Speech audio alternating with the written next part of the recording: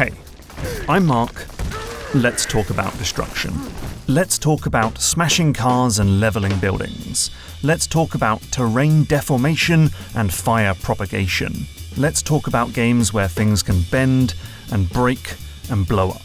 But I'm not talking about those fancy pre-canned animations that play as part of a cutscene or a scripted moment. I'm not talking about buildings that fall down in the exact same way every single time. I'm talking about doing destruction in real time, in response to a player's actions, as part of the gameplay. That's a whole nother thing. That's really hard. And it's hard because you're dealing with unpredictable physics and particles and lumps of debris, and if you're not careful, you'll tank the frame rate. And so that's what I find so interesting about this topic. Doing dynamic destruction in games is about being clever. It's about using cost-cutting algorithms and outright magic tricks to blow up the world without blowing your memory budget. So in this video, I want to look at 6 games that have done destruction in wildly different ways and reveal the ingenious techniques that they've used to make their worlds fall apart. I'm Mark Brown, this is Game Maker's Toolkit, and here's how games do destruction. Okay, let's start with Control. This is a game where the environment just falls to pieces as you play. Your bullets rip through tables and chairs, and you can use Jesse's telekinetic powers to rip chunks of concrete out of the wall. Now, this is perhaps the most common kind of destruction in games. Almost every shooter is filled with props and small objects that can be broken upon impact. And they all use, basically, the same technique. You store 2 versions of the object in memory, an intact one and a broken one. And then when the object is attacked, you replace A with B. It's simple, but it totally works. And Control uses the same idea, it just takes it a lot further.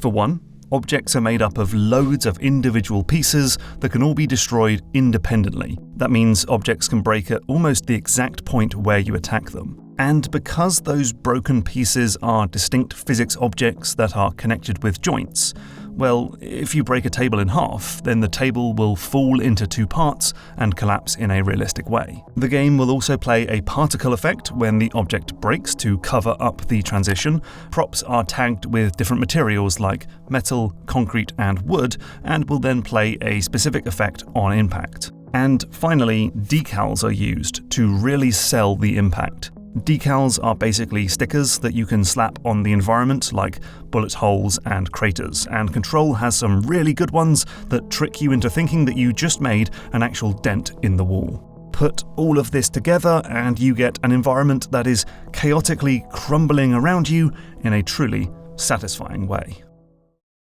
Next, let's talk about Astro Bot. So I just said that the way to do destruction is to secretly prepare a broken version of whatever object you want to destroy. But it turns out that you don't have to fake the fracture. So in Astro Bot, there are these logs that you can cut with your little laser tootsies to make smaller logs. And they seem to cut exactly where you damage them. What's going on there? Does the game just have thousands of possible variants of this log tucked away in memory, ready to swap out? Turns out, no.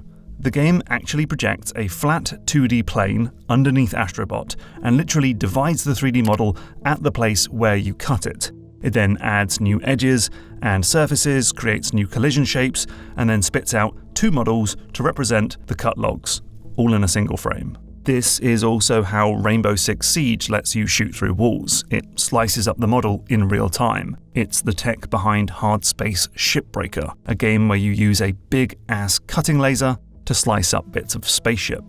And it was even being used in Red Faction back on the PlayStation 2 to dynamically cut spheres out of the walls. Now this turns out to be quite expensive on the hardware, so it comes with limitations. It only works on simple shapes, and the games will typically hide the broken pieces after some time to avoid clogging up your memory. But still, in certain circumstances, you can do the destruction in real time instead of preparing it in advance. Next up, BeamNG. Okay, so physics objects in games typically use something called rigid body physics, which means they always retain their exact rigid shape. But other games use soft body physics to create something more malleable and bouncy. It's the technology behind squishy games like World of Goo and Jellycar Worlds. And this idea can be scaled up to create a realistic vehicle, as seen in BeamNG.drive, which can lead to extremely detailed and realistic deformation. Here's how it works. Every car in BeamNG is made up of a bunch of nodes, just floating points in space. And then they're held together with beams, which act like stiff springs that try not to stretch. So when one of those nodes is moved by a collision, it will yank on all of the connected beams, which pull in all of their nodes, creating that realistic, crumpled effect. And so where most racing games just use shaders and textures to represent damage in a purely visual way, soft body games like BeamNG and Wreckfest can literally squish and squash the model of the car to fundamentally change how the object moves and interacts with the environment.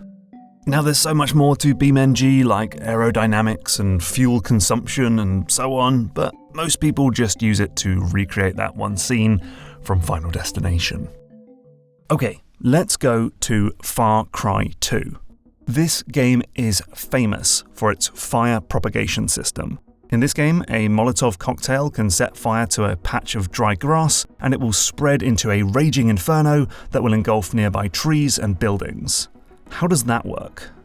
Well, basically, the game world is represented by an invisible grid that stretches over the floor, and each cell has a certain number of hit points. If the cell is flammable and loses all of its hit points, say when you shoot a rocket at it, it will set on fire. Then, a burning cell will start to damage its neighbouring cells, and when their HP reaches 0, they'll set on fire too, creating a chain reaction that will make the fire spread from zone to zone. There are other bits of nuance to the system, of course. Each cell has a finite lifetime, so it will eventually stop burning. Different environments will have more or fewer hit points to represent, say, a dry patch of grass versus a wet jungle. The more hit points it has, the harder it is to set alight. And burning cells will deal more damage to neighbours that are in the direction of the wind to capture the effect of a fire being corralled by a strong gust. It's a deceptively simple system, but it creates a really strong effect. Next up, Teardown. But first, let's start by looking at 2D games. So in a game like Spelunky, we can see that the world is divided into a grid of tiles. Then we can create a simple destruction system by removing those tiles to create tunnels, pathways, and chutes. The devs can just swap out the sprites of the neighbouring tiles to hide the rough edges. And if you want more fidelity in your destruction, you can just reduce the size of the grid. In fact, you can go all the way down to destroying individual pixels, as seen in Noita. In this game, every single pixel can be removed in order to dig through walls and floors with practically infinite granularity. And so, if we take that grid of tiles and extend it into an extra dimension, we get, well, Minecraft. Minecraft is built out of cubes called voxels, which can be independently added and subtracted from the world to allow for completely free-form destruction. And in fact, a lot of games use this voxel approach for destruction, including No Man's Sky, 7 Days to Die, Astroneer, and the terrain-smashing Donkey Kong Bonanza, where every layer is made up of hundreds of cubes that are packed together like dirt. Most of these games use some kind of smoothing technique or algorithm to avoid that super blocky Minecraft style in favour of something more naturalistic. Check out this video on marching cubes for more info if you're feeling technical. And then, just like how we went from Spelunky to Noita by reducing the size of the blocks, we can do the same in 3D to get a game like Teardown. Teardown is basically Minecraft but with way higher resolution. Where Minecraft represents a piece of furniture as a single cube, Teardown represents it as hundreds or thousands of tiny blocks, all of which allows for much more precise destruction. Though the other difference with the other voxel-based games is that Teardown has physics. There are no floating platforms here. Basically, the game makes objects from a cluster of voxels, but if some of those voxels get loose from the cluster, they are instantly turned into a new rigid body physics object, separate from the original. This means it can fall down, hit into other objects, and roll around. And then, finally, it's the reigning champion of video game destruction, Red Faction Guerilla. This is a game where almost every structure on the Martian surface can be brought down with an explosive, or just a big swing of your trusty hammer. This is a game where buildings react realistically when you remove their foundations, and can even fall down and crush other structures in the process. Now, there are other games where you can destroy buildings. We just saw it in Teardown. There are small structures in the Just Cause games that you can topple, and there's fan favourite Battlefield Bad Company 2. In this game, buildings are made out of a large number of prefabricated pieces, each with two versions, an intact one and a destroyed one. And when you do enough damage, it will, you know the trick, swap the piece out for its destroyed variant. So that's all cool, but all of these games struggle with a fundamental question. When does the building fall down? Because Teardown does it when the object is completely detached from the ground. But that means massive buildings can be held up by a single strand of voxels. And Bad Company does it after a certain number of those prefab pieces are destroyed, at which point it plays a pre-canned destroyed animation. But that all feels kinda arbitrary. Ideally, we'd want to perform some kind of structural analysis to see if the building should stay standing or whether it should fall. And that is exactly what Red Faction does, with a system that developer Volition calls stress. Here's how it works. So, a building in Red Faction is made up of hundreds of individual parts that you can destroy. Let's think of them like bricks. And then each brick has two stats. Its force, which, for simplicity's sake, let's just think of it as how heavy that part is, and its strength, how much mass it can hold up. We can then group all of the bricks into individual layers. For a simple building, that will be a bunch of horizontal tiers like a big stack of pancakes, but it can be more complicated for horizontal structures like bridges and overhangs.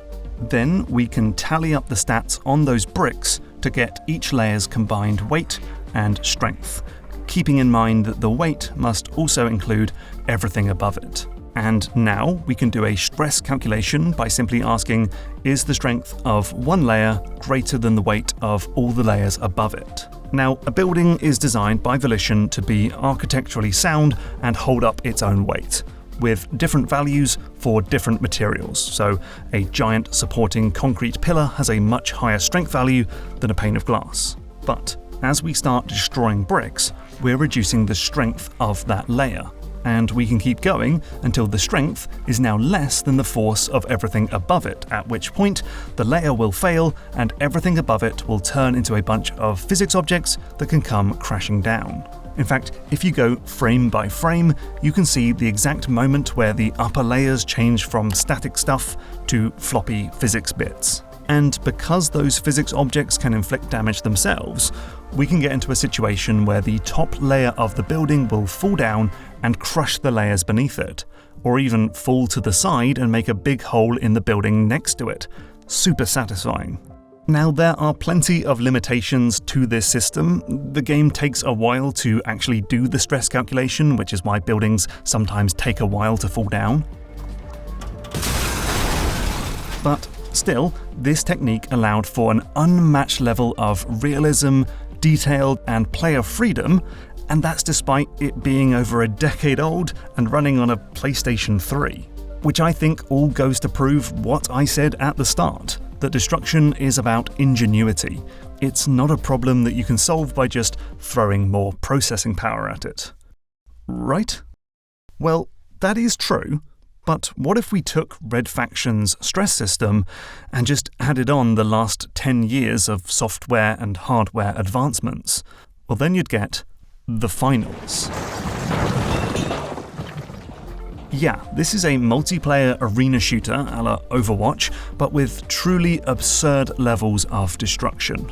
Every building can be busted, blown up, bifurcated, and turned into bits. Over the course of a match, the game world will crumble to pieces in reaction to rockets, mines, and explosive barrels. And it's even possible to level the entire playspace. And the thing is, the system is basically identical to Red Faction. The developers were directly inspired by Volition's work, and so they made a very similar setup. The buildings are made up of hundreds of fractured parts, the game calculates stress in real time, and if a layer's force exceeds its strength, then the whole thing comes down. Except it's now running on Unreal Engine 5 with NVIDIA PhysX, and the min spec asks for 20 times more memory than you'd find on an Xbox 360. So, those are some of the most effective techniques used for adding destruction to games.